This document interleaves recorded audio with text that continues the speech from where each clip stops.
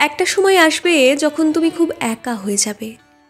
যে ছেলে মেয়েদের তুমি সারা জীবন কষ্ট করে বড় করেছ, লেখাপড়া শিখিয়ে মানুষ করেছ, তারা নিজের কর্মজীবন, নিজের ছেলে মেয়েদের নিয়ে ব্যস্ত হয়ে পড়বে। তুমি এতদিন যে নাতি নাতনিদের নিয়ে সারা সময় খেলা করতে, তারা উচ্চশিক্ষার জন্য কেউ বিদেশে বা এই দেশেই দূরে কোথাও চলে যাবে। প্রথম প্রথম তোমার ছেলেমেয়েরা প্রতিদিন সকাল সন্ধ্যা ফোন করে তোমার খবর নেবে, বলবে, মা জানো, তোমাকে ছাড়া একদম থাকতে ইচ্ছে করছে না, তোমাকে আর বাবাকে সব সময় দেখতে ইচ্ছে করছে।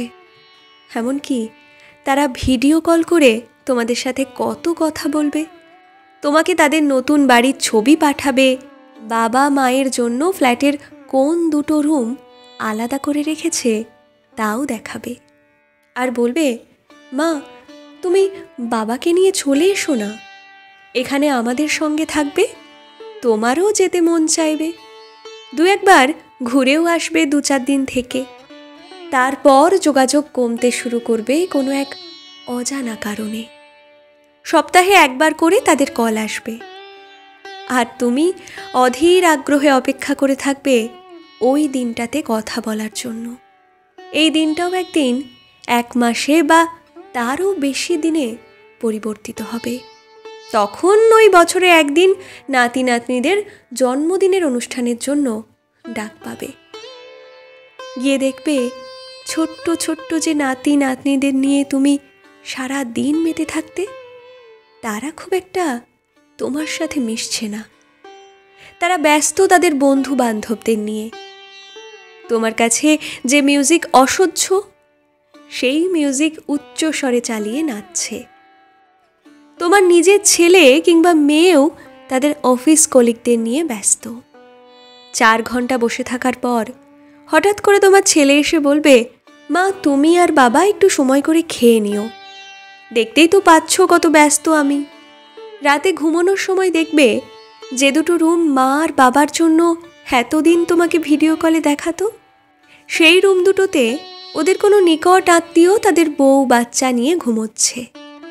সব থেকে খারাপ লাগবে যখন পরের দিন তোমার ছেলে আর বৌমা এসে বলবে, মা তোমরা কি কাল চলে যাবে, 2 দিন থেকে যাও না। তোমাদেরও তখন বুঝতে অসুবিধা হবে না যে ওরা তোমাদেরকে থাকার জন্য জোর করতে আসেনি।